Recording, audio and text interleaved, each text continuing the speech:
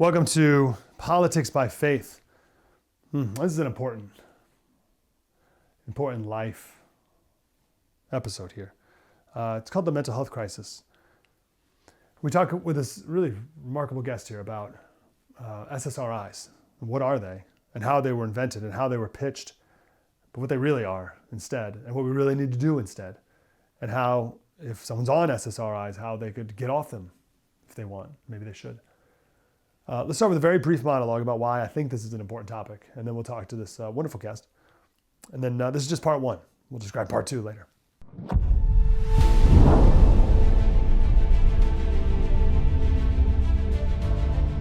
Welcome to our special here on the First TV, The Mental Health Crisis. We have amazing guests today, so I'm just going to do a very quick introduction. One of my goals is to introduce the conservative movement, I've been trying this for a while now, is to move beyond just the mind. And I think guns and gun crime is a good example of this. Let's say there's like a gang murder somewhere, right? Progressives will blame the guns, right? And they blame the guns because progressives are at their heart materialists. So all that exists is what they can see and touch. Conservatives combated that and said, no, it's not the gun, it's the mind. People are mentally ill. And that's true in some cases, of course. And a lot of society, though, has gotten on this mental illness bandwagon. Right? Like that explains all the problems in the world. And progressives have jumped on this bandwagon too when it suits them, because if you can blame mental illness, then it removes a lot of personal responsibility for bad behavior. Like, oh, it wasn't a decision, so they're mentally ill or something, right? Like someone could kill someone and they'll plead insanity, right? Or he's not mentally competent to stand trial. Like the guy who stabbed Zarutska in the neck in the Charlotte train. The last I heard, he's in a mental hospital getting assessed to see if he's competent enough to stand trial, right? How's his brain? Is his brain, he's got a bad brain. I guess he's innocent, right? That's how the left uses that. So the left has taken up this mantle of mental illness as well. What I would like to introduce, though, is a step further. And it's not that the mind should be the focus, but the soul should be the focus. The soul is what is most important. Blaise Pascal, one of the smartest men who ever lived in the world, in the 1600s, he said all of humanity's problems stem from man's inability to sit quietly in a room alone. That's a soul issue, not a mind issue. It was a couple years ago on this show when we talked to one of the world's foremost psychologists. And I asked him how the thing that we were talking about, how does this affect someone's soul? And he said, as psychologists, we don't acknowledge the soul. And I thought that was such a funny answer because the word psychology means study of the soul. So that was a bit of an enlightening moment for me, that maybe there's a lot of people in this profession that are missing the mark.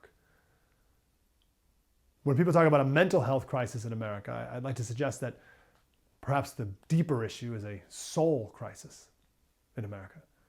It's important to diagnose the problem accurately, because only then can you get the proper treatment. We've been told that all of our problems with anxiety, let's do anxiety, they're problems with the mind. And if it's a problem with the mind, then people look for mind solutions. And people seek mind medications. But maybe it's not the mind. Maybe there's something else deeper. And the Bible talks about anxiety. It says, don't be anxious. But do what? What are you supposed to do? If you're not anxious, what am I supposed to do? 1 Peter 5:6 says, do not be anxious about anything, but in everything, by prayer and supplication with thanksgiving, let your requests be known to God. And then what happens? The peace of God, which surpasses all understanding, will guard your hearts and your mind in Christ Jesus. The word heart here, as in guard your hearts and minds in Christ Jesus. The word heart in Greek is kardia. That's where we get cardiac. This is the center of your spiritual life. This is the seat of your soul. In Strong's Greek definition, it says the seat of all thoughts, passions, desires, appetites, affections, purposes, and endeavors. The soul can be affected and stirred in a bad way or a good, but it's the seat of your sensibilities and your emotions and desires and passions. This stuff's not in your mind. It's in your heart. But it's not in like the physical heart that beats. It's your soul. And I think it's obvious, how as a country we're we're missing the mark on things that are healthy for the soul, but it's time for us all to examine our own lives, our passions, our desires, our appetites, the lives we're living. Are we off? Are we missing the mark? Are we doing things that are going to cause us to cause our soul to be not well? And when our soul's not well, when we can't sit in a room by ourselves alone for 5 minutes, 2 seconds even, when our soul's not well, then it moves into our brain. Then it causes mental problems. And then we blame that. Blame the mind. It's not. I'd like to argue that they're soul problems. We should get to the root of those. As Henry David Thoreau said, there's thousands hacking at the branches of evil to everyone who strikes the root. We need to be people who strike the root of problems. I'm doing a very short monologue here. I'm going to stop here because we have some great experts. But I really started to think about this when there was an article in the Telegraph from July of 2022, and the headline was "Depression is not caused by a chemical imbalance." And it was all these doctors and researchers who are like, oh yeah, we were way off on that. There's no such thing as a chemical imbalance, actually. And I'm pretty cynical about the pharmaceutical industry in a lot of ways. And it seems like we can add this one to the list. Welcome back to our special here on the First TV, the mental health crisis. Very excited to talk to our next guest, Dr. Josef Witt-Doerring. He is the CEO and medical director of Taper Clinic and host of the show Side Effects with Dr. Josef. Dr. Josef, how do you do, sir? I'm doing well, Mike. Great to be here with you. I'm grateful for your expertise. Let's start from, I think, the beginning. What are SSRIs and where they come from? So SSRIs are selective serotonin reuptake inhibitors, and these are a very popular class of antidepressants. And the way these drugs work is they bind receptors in the brain that increase the amount of serotonin to communicate with other neurons in there. And when they do this, they create a drug effect that is, I think, best understood as a numbing or a mood constricting type effect. And for many people, they will experience that as therapeutic. And for some people who are severely anxious or depressed, they will experience it as life-saving. And so that's what the drugs are and what they do. What was it designed for and to do? What's the history of them? So they actually have a really interesting history. It goes back to the 50s. And originally, when patients had tuberculosis, they were experimenting by treating them with a drug called iproniazid. And they noticed that these tuberculosis patients who were really sick, all of a sudden they got up and they started to move around and they seemed more energized. And so the doctor said, well, maybe there's something about this drug that could be useful in patients who are having problems with depression. And so they learned about the drugs and what they did, and they found that they boosted chemicals like serotonin. And then they developed a whole line of drugs after that. And the most recent modern type of drugs that boost these chemicals are the SSRIs. And so that was Prozac in the 1980s that came onto the market and really revolutionized healthcare. So I knew there was some backstory like that. That was bizarre or interesting. That like very different than maybe the original intent. So I'm glad you shared that story. That's interesting. How was it originally pitched to us when they first came around to like, oh, it's going to do X? What was the original marketing? Yep. You know, Mike, I'm so happy you answered that because this is asked that question because this is one of the things that really bothers me about this narrative. And so you would think like way back in the day when they first discovered this drug, they would have thought, hey, you know, this drug is probably making these tuberculosis patients more energized because maybe there's something like a drug effect to it, you know, kind of like an alcohol or a stimulant or something like that. That's how it's working. And that makes a lot of intuitive sense, but we actually got fed a different narrative. And the narrative was that they were fixing a chemical imbalance. And there's a lot of nuance in this that's really important. So, you know, I always like to think about a grandma saying, you know, don't sweep your problems under the rug. That's not a good strategy. But in many ways, using psychiatric medications is just that, because these drugs work through drug effects, you know, and they come with all of the issues like tolerance and the drugs wearing off over time and, you know, people not responding well to them. But they weren't sold in that way, which is how they work. They were sold as fixing an underlying chemical imbalance, much like a type 1 diabetic isn't producing enough insulin. You can give them insulin and you just revert them back into a normal state. Now, that's a much more compelling marketing message than, hey, we're taking drugs to essentially cover up symptoms of anxiety and depression, even though that's how they work and they may be effective in that way. And it's a more effective marketing message because it lets people know, hey, there's nothing wrong in your life. You guys don't need to fix anything. We're simply fixing a medical condition in your brain, and that's why you need to take this drug. And so that has been the message that's been pushed on the American public. And I believe it's actually led to a massive, it's essentially a lie. It's a lie telling people that they need these drugs, quote unquote, to get back to a normal state when they're actually just masking symptoms.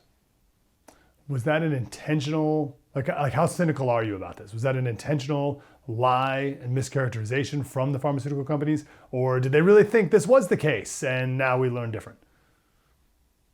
Yeah, like all things, it's a little bit gray here, but I mean, history now, to me, it shows that this was just an intentional marketing lie because, the whole idea of a chemical imbalance, Mike, is about there's some state of serotonin in the brain that's normal, and depressed people have some kind of abnormal state. And that's why it makes sense that you give these drugs, that they increase the amount of serotonin and you normalize them. And so I think we can give them a little bit of leeway back in the 50s when they were saying, oh, maybe this is, these drugs are working because they're normalizing the neurochemicals and any day now we're going to find it.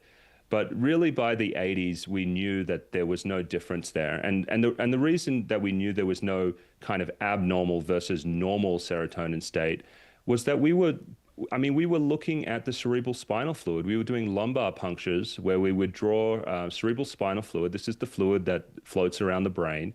And we were looking at the metabolites of serotonin. And we couldn't find any difference between depressed and non-depressed people. We would do autopsies when people would die and we knew they had depression, and we would look at the receptors in the brain of depressed and non-depressed people. And there was no difference there. And so by the 80s, we knew this chemical imbalance myth really wasn't true. But despite that, because it was such a compelling marketing message and, it was pushed out, I think it started as a compelling marketing message and then it turned into a lie, a kind of a white lie that doctors would say to make people more comfortable taking the drugs. They would say things like, well, if we make it a medical condition, it's going to be less stigmatizing. All of these men out there who feel like, they have anxiety and depression and they have a stiff upper lip and they feel like, oh, I don't want to go forward because it means I'm a failure if I go and ask for help with depression. We're going to give these guys an out. And so they kind of couched it in this like a compassionate white lie to make people more comfortable about taking drugs. But at the end of the day, it clearly serves a commercial message, and that's just one side because, there's also a very sinister side to it. The drugs don't work that way. They're masking symptoms, and there's actually there's other non-drug strategies that could actually get the people well without getting them hooked on pharmaceuticals. Okay, I want to get to those, but what do you say to the people listening now, either they themselves or a family member, friend, who say, oh, it does work. I was this, I now take this, I'm better. What do you say to that? Yeah. What I would say to them is that these drugs definitely do work. And so, but it really depends on what you mean when you say work. So I used to work at the FDA and I would do drug regulation over there in the Division of Psychiatry. When they say the drug works, it means the drugs reduce symptoms on a depression scale. And so, like alcohol or any other type of drug, there's a signature drug effect, and it's one of emotional constriction or blunting. And so if you are severely anxious and you take that medication, it's going to make you feel less anxious, and you're going to feel like that's therapeutic or even life-saving. But what I want people to be aware of is the trajectory of this. So because these drugs lead to tolerance, what typically happens over time is that you get started on the medication, maybe at the lowest dose, and within 6 months, the drug effect is worn off. And then usually within like maybe 2 to 5 years, most people find themselves maxed out on the dose of the medication. And they say things like, I don't even know what the drug is doing anymore, or it's hardly effective. It's like 10% as effective. And that's because our bodies push back against the drug and they adapt to it, because these drugs, they interfere with our physiology. And so what I used to see over time with these medications long term, and I'm talking like 10 years or so, is people just start to accumulate pharmaceuticals. They get maxed out on the dose of one drug, then another one comes on, and then another one comes on. And the patients are getting sicker and sicker, because not only do these drugs cause tolerance, many of them actually cause toxicity over time. And specifically with the SSRIs, this is how people feel long term. They start to have brain fog, and they start to get really fatigued. Now, many doctors will say, hey, that's just your depression getting worse. You have treatment-resistant depression, and they want to give them more medications. But the reality is our brains are not designed to be in a drugged state for years and decades at a time. And so there's like this life cycle of being on these drugs where they work great at first, they wear off, and then unfortunately for many people, they actually make them worse. And so depending on when you talk to someone who's on these medications, you're going to get different stories. You get some people who are like, this is life-saving, this is great. And then on the other end, you get people who are like, I wish I never got on this. It's not working anymore, and it's actually hell to get off. You brought up anxiety. Am I right in this assessment that if someone says I'm anxious, and then they take this drug, and then they're less anxious, that's great, but why were you anxious? Right? Like it never really solved the anxiety problem, or what caused the anxiety, right? Is that what you mean by masking? Exactly, yeah. Yeah, because the drug effect is essentially treating the symptoms. And I'm going to say this, treating them in an unsustainable way, because our bodies, they want to adapt to these drug effects. When we alter our serotonin, it's not just this, this magic chemical kind of in our brain for our anxiety and our mood. I mean, serotonin controls like the way our heart beats, our gut system works, all of this kind of stuff. And so our body hates that, and it over time will just push against it, and it will suppress it. And so then you're just on a drug, and it doesn't really feel like it's doing anything. And the reasons, Mike, for depression are so complicated, and I don't want this to come off in a way where I'm saying like, this is just feeling sad, suck it up and just carry on. I mean, we're talking about some of the most challenging issues that humans go through. I mean, like relationship problems. Imagine being in an abusive relationship and you have children. If you're anxious and depressed about that, there's nothing more challenging to get through. Imagine having a family that you have to care for, and you're stuck in a work environment that's toxic, and it's hard to get out of that and find new skills. Imagine if you're someone who's been through terrible traumas, and the way you've learned to cope with those things is through alcohol or maybe overeating, and you don't have time to move your bodies. These aren't easy issues. They're incredibly hard to fix, and I mean, they're just really challenging. And so, but that doesn't mean we should shy away from going at the heart of these really complicated, serious issues and kind of fixing them at the cause. Because ultimately, when you fix some of these issues at the root cause, people do get better, and they get better in a sustainable way. That's right. You mentioned how for some people it's not as effective over time.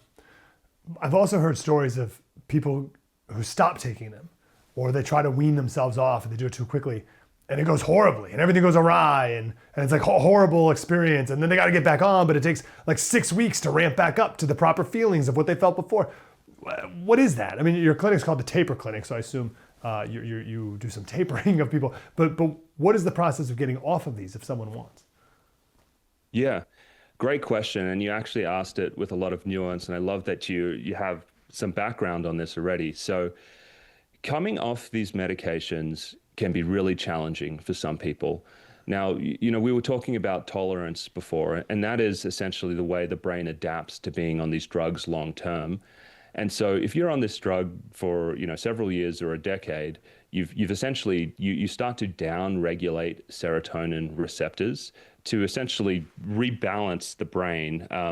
And if all of a sudden you stop these medications suddenly, it's like, all of those adaptive changes that took place to kind of rebalance the brain, to kind of push against the drug, if you just yank the drug out, all of a sudden you throw the brain into a state of imbalance. It's as if I don't know, you went into a building and all of a sudden you pulled out a whole bunch of foundational beams all at once. If you do that suddenly, the building is going to collapse. And so the whole goal of tapering is actually to remove the drugs slowly. And so the brain can readapt and it's not thrown into an electrical storm by just ripping the drug out. Yes. Now, the nuance that I want to talk about here is that there's a lot of differences in how people respond to coming off these medications. There are a large group of people who can stop these medications quickly, and by quickly I'll say within a couple of months, and they'll go into a bad withdrawal. They'll feel very dizzy or very anxious, but usually within a month or two after coming off the drug, they normalize. And that's one group, and I would say that they have very elastic brains. They can readapt to the drug being taken out. But there's actually a very large other group that has been completely ignored by the medical community, who are having a lot of difficulties coming off these drugs. These are patients who are hanging out on online forums like Surviving Antidepressants, where there's hundreds of thousands of people there who are talking about the hell that they are going through coming off these meds. And for them, for reasons we don't understand, their brain is simply just not as elastic. And when they try and come off quickly, they have severe side effects. And some of them even can go through withdrawal for like 1 to 2 years. And this is why when, Bobby Kennedy, right when he was going through his confirmation, he was talking about SSRIs being harder to come off than heroin for some people. Now, he was hammered in the news for being for exaggerating this, but this is absolutely the case. For some people, getting off these drugs is hell, and it can go on for a really long time. And really the only way to get off these medications, if you're one of these folks that's really sensitive to withdrawal, is to do one of these very slow tapers. And this is what we do at our clinic, where sometimes you're coming off over a year or two, just slowly reducing it down. So you just ease your brain off of it. So is that the advice? It's just time? Like, is almost every brain able to come back as it was if you just give it enough time slowly? Will that work? Yes. And so, I mean, the physiology of it, like just kind of coming off the drug, if you essentially just find the right pace over time, you can ease the brain off in a way that it can adapt to the absence of the drug. And then you won't go into severe withdrawal and have to kind of suffer from all of those problems.